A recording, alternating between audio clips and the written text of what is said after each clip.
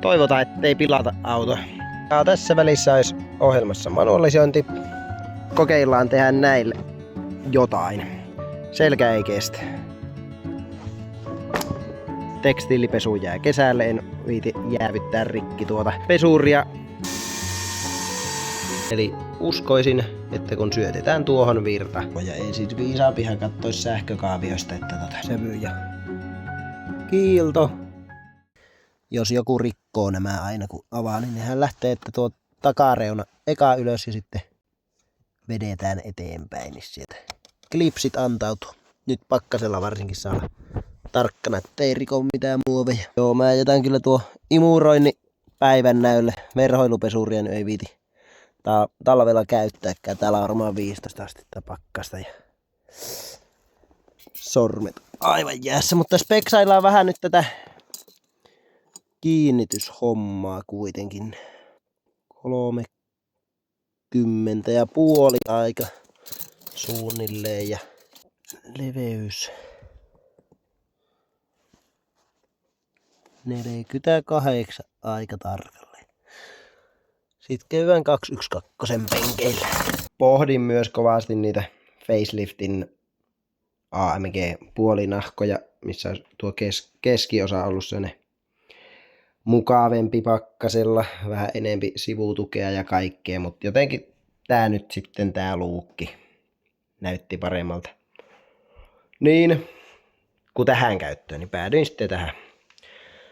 Ja tosiaan, vähän ajatusta autosta. Nää on käytännössä niinku uutta kaikki täällä. Ja 211 sen penkkejä on operoinut jonkun verran ja vaihtanut mattoja ja faceliftin penkkejä, prefacea ja tämmöstä jumppaa 203 kans sekoitellut penkkejä. Ja sen mä oon oppinut, että muistipenkkejä ei kannata sväpäätä mihinkään, vaan aina nämä, missä on nämä napukat täällä. Toki näin uusia penkkejä en oo myöskään, mutta otin riski ja näyttäisi ainakin hyvältä. Eli uskoisin, että kun syötetään tuohon virta, niin nämä toimii. Penkin lämpäreitä en tiedä, onko näissä vai ei. Se olisi kiva selvittää, laittaa 124 johtosarjoilla toimimaan. Kokeillaanpa milkkariakulla, se on 12 volttinen, niin että saadaanko säädöt liikkuu. Ja sieltäpä.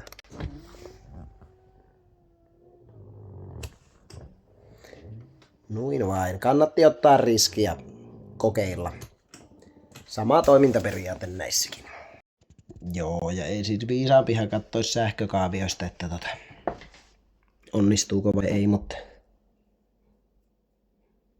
niin, tiedättehän te. Nikäs, täältä meillä selviää. Tuommoisen lattakäikeleen puuhastelin, jolloin näihin jatkomuttereihin kiinnittyis pulteilla nämä orkkiskiskot ja noita leviämpiä reikiä tarjottaisiin sitten tänne auton runkoon. Katsotaan, tää nyt on tavallaan toimiva konsepti, mutta se voi tehdä sen, että tää penkki jää vaan paljon korkeammaksi, tää sisältää niin paljon enempi tavaraa, että voi olla, että joutuu sinne penkin kiinnikkeisiin loveta sitten oikeat kolot, hitsata pellit näille, mutta kokeillaan tosiaan eka tätä helpointa mahdollisinta konstia. No, niin. Sitten tinnitys jäävistyy niin sanotusti, katsotaanpa. Sinnepä se vähän kun painattaa tuosta verhoilua. Simpli Clever, kokeilemme nyt kasata tuolla. Ja hyvät naiset ja herrat, katsokaapa. Ai että minä tykkään. Se on siellä, se näyttää tarpeeksi matalalta. Se ei ole vielä millään kiinni. Tästä on hyvin iloinen jatkaa. Ai että. No siinäpä on etukiinnikkeet. Heitetään maalit päälle ja tehdään sitten takakiinnikkeet. Nuo käikeleet haki muotonsa ja värisen ja ensimmäisen pulttasinkin tänne jo kiinni. Siinäpä se on. Minusta ihan asiallinen. Jos joku miettii tuota ainevahvuutta tuossa, että kestääkö, näyttää ohuelta. Siinä on noin 3,5-4 milliä varaa. Vakiokiskot ei ole mistään lähellekään niin paksuja. 100 varmasti kestää. Ja tuolla on tosiaan jatkomutterit, että kireys on taattu. 30 senttiä oli tämä väli, vähän reilu. 124. 39. 9 senttiä tulee takajalkatillaan. Se ei käy mitenkään. Mä en tiedä. Pitää varmaan lyödä kylmäviilesti poikki ja porata tuo reikä vähän vaan tännemmäs. Mä oon kuitenkin itse niin lyhyin jalkainen, että ei tätä penkkiä ei tarvitse saada niin taakse kuin oikeilla aikuisilla ihmisillä. Sitten olisi ohjelmassa turvavyönpistokkeen siirto ennen kuin aletaan pulttailemaan penkkiä kokonaan kiinni. Nuana. Saadaan veettyä pistoke tuolta. Otsalamppu on vielä tuolla menossa, mutta tänne saa veettyä uudet nippusiteet. Siteet noihin vanhoihin kiinnikkeisiin. No niin, sielläpä on kuskin puolellakin Prikaat ja 120 lukkorikka tuolla. Tähän periaatteessa pitäisi olla varmaan jotenkin joustava, ettei tää niinku aukea liikkeestä kun sitä laittaa, mutta tuolla on pikku nivellys ja se pääsee niinku tälleen liikkumaan siellä. Ja se ei vaikuta kireyteen, niin mä uskon, että tuo on hyvä. Sittenpä mutkitellaan tämä taas, noihin vaihdetaan uudet nippusiteet ja laitetaan samoihin paikkoihin kuin tuossa. Näkyy huonosti, mutta tosiaan täältä reunoilta painetaan piikeillä. Puinks puinks. Sitten voi tuosta keskeltä työntää, niin saadaan tämä irti. Ei tarvi rikkoa sitäkään. Tuli vähän kellarin kurkkimaan, että olisiko mulla liittimiä siihen. Tää on niinku tämän tyylinen liitin, mutta pitäisi olla niinku urospuoli ja kaksipinninen. Jostakinhan semmoset purkaamolta löytyis, mutta täällä on jonkun 211 se penkin sähköjärjestelmä ihan, että jos jotakin haluaa 12 volttisena sääjälle. No niin, elikkäs sähkösarja sitten.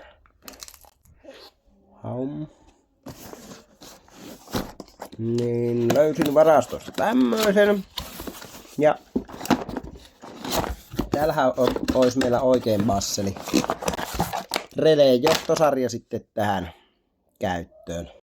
No niin, poju sai saunan sytytettyä, niin sai lampunkin takaisin. 203, eli tuo mun luistoauto, niin sen oven johtosarjoja tuolta perkasin. Ja mihin se nyt menikään jo? Tuolla kahtokkeepas.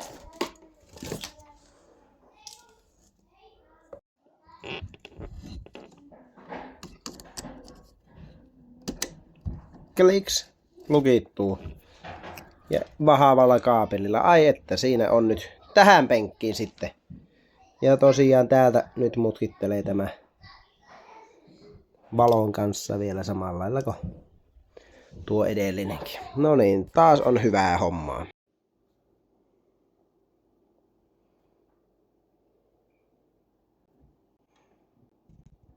Ja tuumasta toimeen. Karsee etunoja. Siinä on ei ole jumissa tuo venttiili, mutta sen liikuttamisesta ei tapahdu mitään. Sieltä on penkki pois. Enimmät kurat imuroitu. Tekstiilipesu jää kesälle. En viiti jäävyttää rikki tuota pesuria. Nyt aletaan purkaan täältä kaikki verhoilut pois, että saadaan lisää töpseleitä.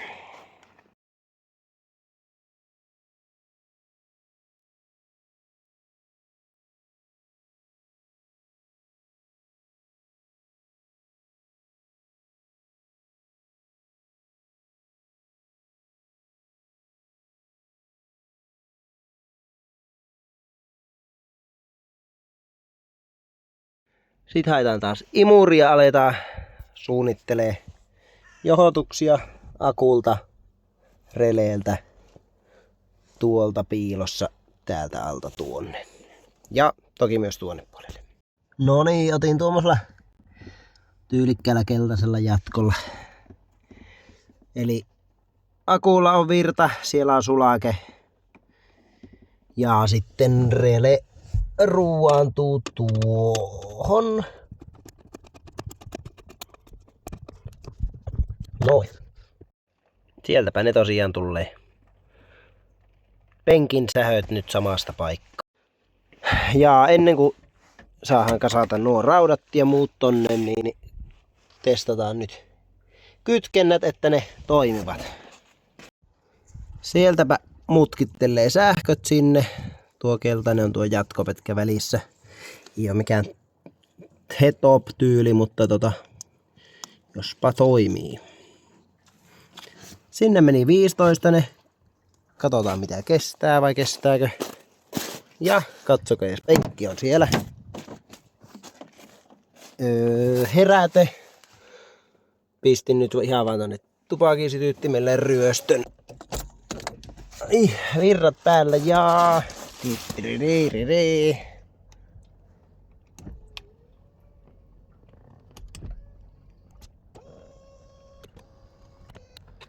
Kyllä vain, kiitos. Sitten toiselle puolelle sama. Ai että. Joo, ja kaverilta kävin varastamassa, se oli ostanut 124, niin tämmösen. Siinä on pienet vauriot tuolla ja isommat täällä, niin elvytetäänpä tuosta sitten hieno boksi siihen, kun kyynärnoja lähti. Arvio katsotaan se vähän, hyi, että joo se nyt tekee tuo, että se imaisee vähän tonne laka alle tietysti, tulee varmaan vähän vielä rumeempi. No,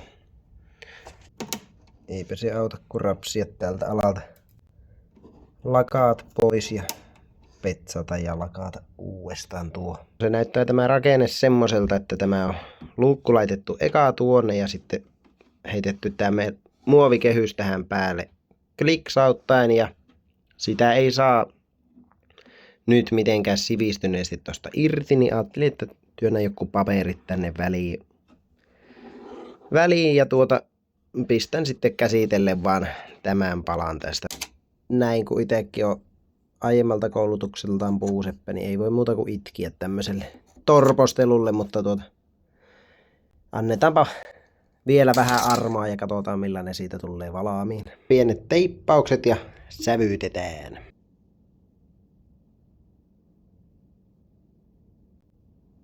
Aika hyvin näkyy osuvan nyt ensi yrittämällä tää sävy kohilleen. Ihan kiva. Muuten olisi pitänyt kesällä sitten hioa ja tehdä paremmaksi, mutta näyttää, että tulee ihan hyvä. Siinäpä vielä näkyy sävy ja kiilto. Kas noin. Tuo ärvöttää tuossa, niin siihen tein tuommoisen palan, jos porais reijät.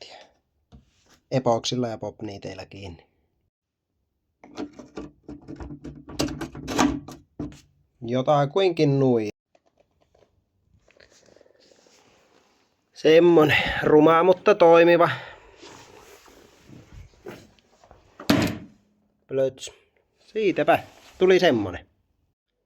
Seuraavaksi olisi tavoite saada näistä mattaantuneista, naarmuntuneista vähän kiiltevämmät. Ja yleensä on tän tyylisellä reseptillä mennyt, että hiomavahaus ja kolliniteet niskaan. Ja tavoitehan olisi sitten saada tämmöinen siistempi. Ei me ihan näin siistiä saada ilman vesihiontaa tai muuta, mutta tää on aivan niin raaka, että ei siitä tämmöistä ei tuu ilman hiontaa. Toinen vaihtoehto tietysti, mikä on kans helppo, että sen ihan kevyt karhennus ja sitten vaan uusi lakka päälle.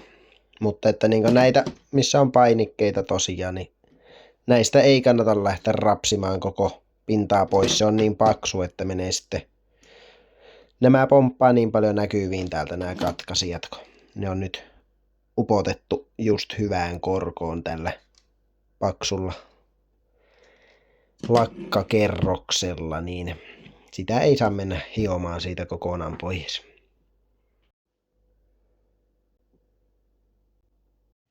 No ei me vielä manualisoida, mutta ainakaan vielä. Heitetäänpä tuo paikalle ja vaihdetaan samalla tuonne polttimo ja putsaillaan nuo. Tosiaan tuolta kliks tuo irti ja täältä sama, niin sitten se nousee täältä ja päästään tuonne mudderiin käsiksi. Sitten vain pyöritellään. No niin, irdos.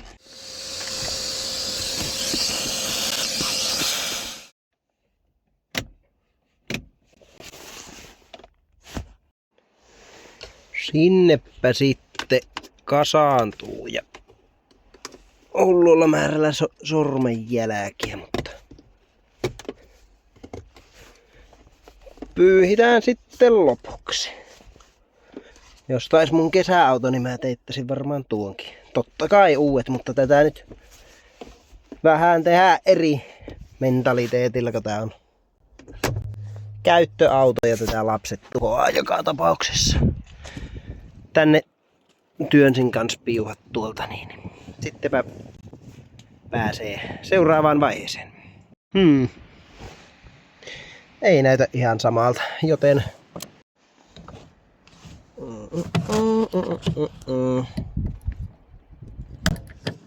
nuon.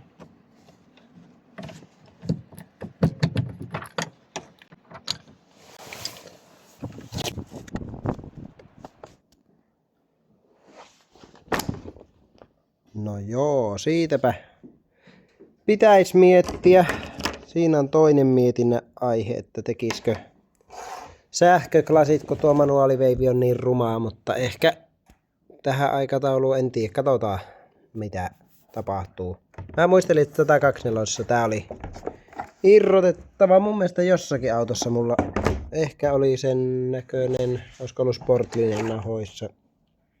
Tässä ei ainakaan ole irrotettavat, että nyt menee sitten kysymysmerkiksi, että mitä tehdään. Että leikataanko tää irti vai miten se olisi järkevin. Katsotaan. No joo, aikani. Mä oon tätä tässä tuumailu ja pallotellut, mutta kyllä mä nyt ajattelin, että mä terapsin tuolta vaan tämän levyyn kokonaan veksi ja sit vaan vaihdetaan kangas tuohon. Ja liimataan takas, tuetaan takapuolelta jotenkin, että saadaan se siinä hyvin pysymään. Katsotaanpa, miten se sieltä lähtee nyt.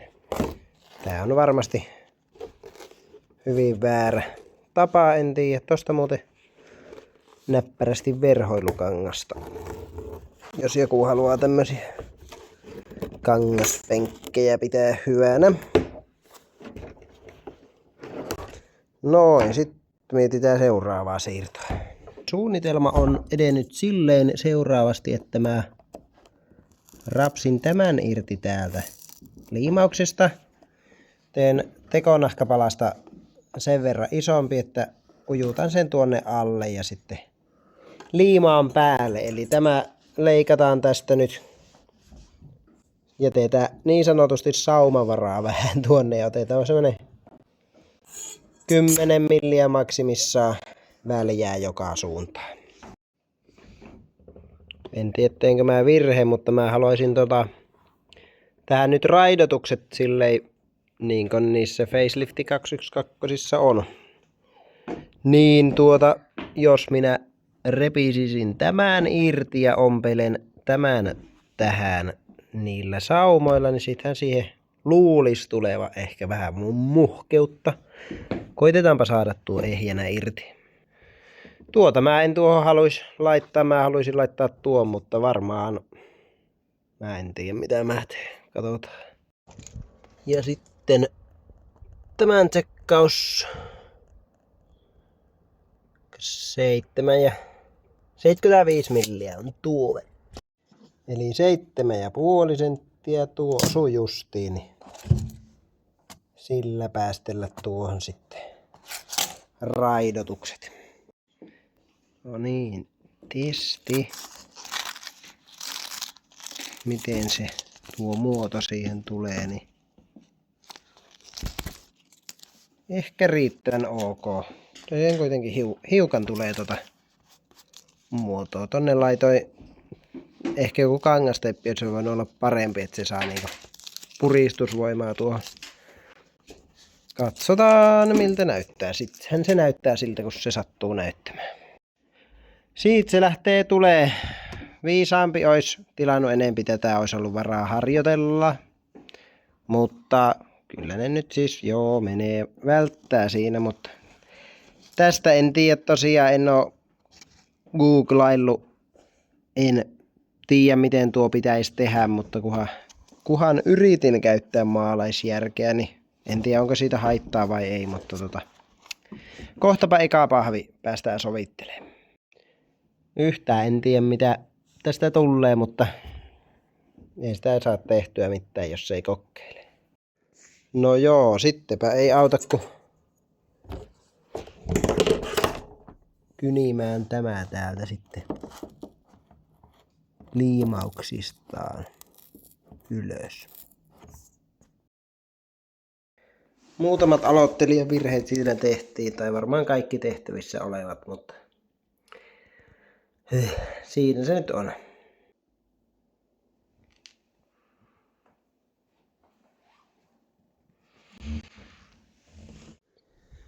No joo, vielä on romua. Jalkatiloissa toinen pahvi asentamatta. Loota on täällä. Siitä tuli ihan siisti. Ja uutta nuppia. Nahkaratti täytyy metästää joskus mielellään, se sportillinen versio. Pahvi on siellä. Vielä pitää käyttää tuo kahva irti. Se on tosta kohdalta irti, tää takempi kiinni. Loksahti tuo ei. Ja se onkin. Sitten tämä. Siinä on vähän märkää justiin, asensin pahvi. Tämä projekti, väli extempore projekti nyt. Näiltä osin taputeltu. Tavoitteena oli tehdä harmoninen kokonaisuus. Tein riitelle hirveästi auton vuosimallin kanssa ja tämmönenpä siitä nyt tuli. Ja jos tykkäät tämän kaltaisesta sisällöstä, niin pistää kanavatilaukseen, se olisi minulle iso asia. Sinulle periaatteessa aika pieni. Vaivaille ei ole mitään periaatepäätöksiä. Seuraaville videoille pitää hommata varmaan jotakin kameratellinkiä vähän ja joo, eikä siinä. Katsotaanpa. Päästäänkö me ensi kerralla YK-kimppuun vai mitä tapahtuu? Moro!